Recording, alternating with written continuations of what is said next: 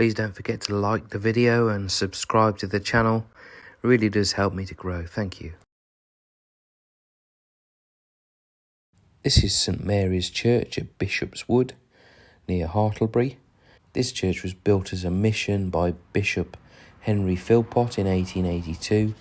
It was subsequently used as a cemetery chapel, and it was restored and rededicated in 1987. As you can see, it's a beautiful old building, quite quirky. I felt absolutely stunning. It is quite close to the main road, but it's still a very charming building, and I highly recommend anyone to come and have a look.